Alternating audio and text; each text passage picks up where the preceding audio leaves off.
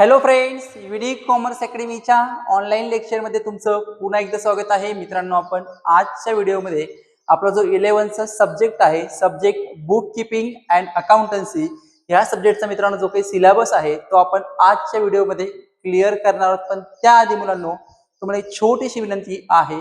तुम्ही जर चॅनलला नवीन असाल तर चॅनलला सबस्क्राईब करायला विसरू नका, बेल आयकॉनला प्रेस करायला विसरू नका, जेणेकरून येणाऱ्या व्हिडिओची नोटिफिकेशन तुम्हाला आधी बघता येईल. तुमची जर्नी 11वी पासून तर एम.कॉम पर्यंत अशीच सुरू राहणार आहे.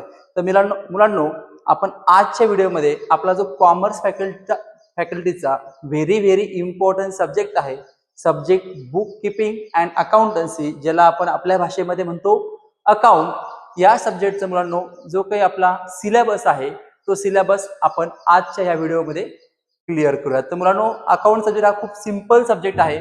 सिलेबस बघितल्यानंतर तुम्हाला सब्जेक्ट म्हणजे सिंपल भाषेमध्ये क्लिअर होऊन जाईल. एकदा आपण सिलेबस समजून घेऊया. सिलेबस क्लिअर झाल्यानंतर पुढे खूप सिंपल हा सब्जेक्ट आहे. तर मुलांनो, आपला हा आहे अकाउंटचा सिलेबस. तर बघा, त्याच्यामध्ये तुम्हाला सांगितलंय इंडेक्स, त्याच्यामध्ये तुम्हाला सिरियल नंबर, चॅप्टर नेम आणि पेज नंबर त्यात तुम्हाला दिलेला आहे. तर बघा, टोटली आपल्याला मुलांनो 10 चॅप्टर्स आहे. 11 नंबरला आपल्याला आन्सर की दिलेली आहे. आन्सर की म्हणजे जे 1 to 10 चॅप्टर्स आहे, 1 to 10 चॅप्टरचे जे ऑब्जेक्टिव्ह टाईपचे क्वेश्चन्स आहेत त्याचे आन्सर्स आपल्याला 11 नंबरला प्रोव्हाइड केलेले आहेत. आणि 1 to 10 आपल्याला जे काही चॅप्टर्स आहे ते चॅप्टरचा सिलेबस दिलेला आहे. तर आपण समजून घेऊया. तर बघा, चॅप्टर नंबर 1 आहे introduction to book keeping and accountancy. Chapter number 1 काय मुलांनो?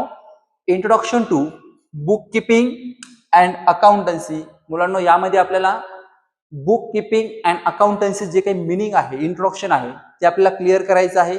त्याचबरोबर मुलांनो, जे काही बुक कीपिंगचे फीचर्स असतील ते आपल्यामध्ये क्लिअर करायचे आहे. त्याचं बेसिक जे काही आपले बॅलन्सेस असतील ते बॅलन्सेस आपल्याला या चॅप्टर नंबर 1 मध्ये आपण क्लिअर करणार आहोत. त्यानंतर मुलांनो, चॅप्टर नंबर आपला 2 आहे meaning and fundamental of double entry book keeping. Chapter number 2 काय आहे मुलांनो? Meaning and fundamental of double entry book keeping. मुलांनो, यामध्ये जी काही अकाउंटिंग सिस्टीम आहे ही एक प्रकारची डबल एंट्री सिस्टीम आहे. डबल एंट्री सिस्टीम एक सायंटिफिक मेथड आहे. ती सायंटिफिक मेथड आपल्याला सेकंड चॅप्टर मध्ये मुलांनो क्लिअर करायची आहे. की बघा मुलांनो, एखादा व्यवहार असतो, एखादा ट्रान्झॅक्शन असतो ज्याला आपण व्यवहार म्हणतो, तर त्याचे रेकॉर्ड 2 ठिकाणी पाहिजे. म्हणजे एक बघा बायर आणि दुसरा असतो सेलर. म्हणजे एक कस्टमर असतो बघा ग्राहक, आणि दुसरा कोण असतो विक्रेता, ज्याला आपण सेलर म्हणतो. दोन्हीकडे सुद्धा त्याचा रेकॉर्ड असला पाहिजे, त्याला आपण सायंटिफिक मेथड म्हणतो. म्हणजे आपण याच्यामध्ये डबल एंट्री म्हणजे ड्युएल ऍस्पेक्ट, 2 इफेक्ट्स असतात. एका ट्रान्झॅक्शनचे किती इफेक्ट असतात? 2. ते आपल्याला सेकंड नंबरच्या चॅप्टर मध्ये क्लिअर करायचे आहे. त्यानंतर थर्ड नंबर चॅप्टर आहे, त्याचं नाव आहे जर्नल. थर्ड नंबर काय आहे? जर्नल. मुलांना जर्नल खूप सिंपल आहे. तुम्हाला एकदा फर्स्ट आणि सेकंड नंबर चॅप्टर जर क्लिअर झाला तर ऑटोमॅटिक तुम्हाला थर्ड नंबरचं जर्नल जे आहे ते क्लिअर होणार आहे. त्यानंतर फोर्थ नंबर आहे लेजर. आता मुलांनो, लेजर जे आहे याचा बेस जर्नल आहे. म्हणजे ज्यावेळेस आपण आधी जर्नल क्लिअर करायचं आहे आणि जर्नल आपलं क्लिअर झालं की त्याच्यानंतर आपण पुढे काय घेणार आहे ते म्हणजे लेजर. म्हणजे लेजर, एकदा तुम्हाला जर्नल क्लिअर झालं की ऑटोमॅटिक लेजर जे आहे ते क्लिअर होणार आहे. लेजरसाठी आपल्याला जर्नल क्लिअर असावं लागतं. जर्नल क्लिअर झालं की ऑटोमॅटिक तुम्हाला लेजर क्लिअर होणार आहे. तर 5 नंबर आहे सबसिडरी बुक्स. 5 नंबर काय आहे मुलांनो?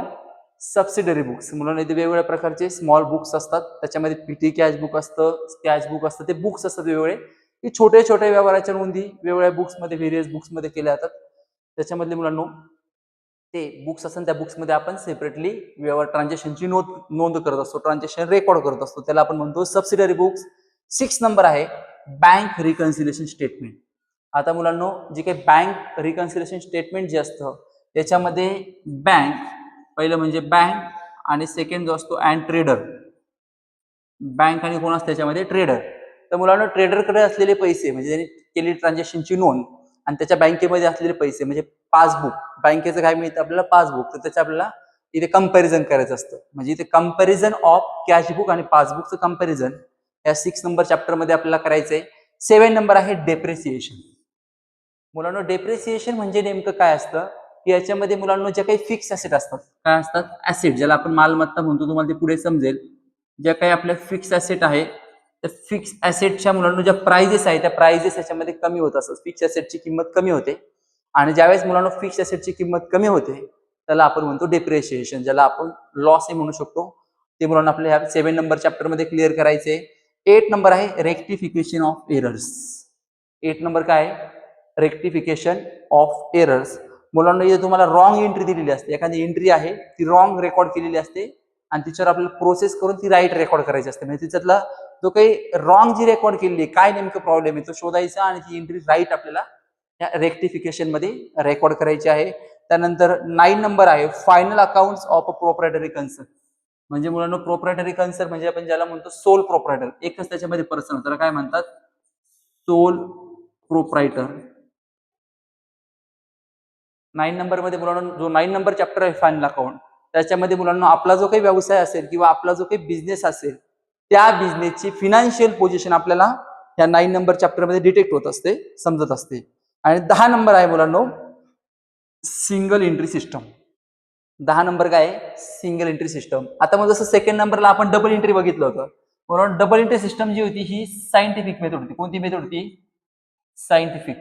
तसं मुलांना सिंगल एंट्री जी ही कोणती मेथड असणार आहे, अनसायंटिफिक. कोणती मेथड ही, अनसायंटिफिक. सिंपल टॉपिक आहे मुलांना. तर मुलांना जे काही स्मॉल बिझनेस ऑर्गनायझेशन असतात, ज्या छोट्या व्यवसाय संस्था असतात, त्या single entry account, single entry सिस्टीमचा वापर जास्त करतात. कारण की मुलांना ही सायंटिफिक मेथड नसून ही कोणती मेथड आहे, अनसायंटिफिक मेथड आहे. त्याच्यामुळे जे काही स्मॉल बिझनेसमॅन आहेत ते कशाचा वापर करतात, सिंगल एंट्री सिस्टमचा वापर करतात. तर मुलांनो खूपच सिंपल आपला असा हा सिलेबस आहे, 10 चॅप्टर आहे आणि अकाउंट मध्ये मुलांनो 100 आउट ऑफ 100 मार्क्स मिळतात. एक फक्त आपल्या याच्यासाठी याचा बेस काय आहे अकाउंटचा, अजिबात घाबरू नका. तुमचं कॉमर्सचं 11th पहिलं वर्ष आहे. बेस मुलांना ऍडिशन, सबस्ट्रॅक्शन, मल्टिप्लिकेशन हाच आपला बेस असतो. ह्याच बेसवर हे अकाउंटिंग तयार झालेलं असतं. फक्त तुम्हाला नोंद करायची असते. म्हणजे जनरली आपल्या व्यवसायाने आपण बघा वहीमध्ये कच्ची नोंद करतो, तशी तुम्हाला आपल्या कॉलम मध्ये किंवा अकाउंट मध्ये याची नोंद करायची. म्हणजे व्यवहार तुम्हाला दिलेले असतात त्यांनी आणि ते व्यवहार तुम्हाला नोंद करायची. जनरल ज्यांचे बिझनेस असतात ते कसं प्रॅक्टिकल नोंद करतात, तसे तुम्हाला इथे पुस्तकात तुम्हाला एक प्रॉब्लेम दिलेला असेल, प्रॉब्लेम म्हणजे तुम्हाला एक्झाम्पल दिलेलं असेल आणि त्या एक्झाम्पलच्या आधारे तुम्हाला काय करायचे असते, नोंद करायची असते. तर अशा पद्धतीने मुलांनो आपला जो काही सब्जेक्ट बुक किपिंग अँड अकाउंटन्सीचा सिलेबस होता, तो सिलेबस आपण समजून घेतला. तुम्हाला व्हिडिओ आवडला चॅनलला लाईक, शेअर आणि सबस्क्राईब करायला विसरू नका. थँक्यू.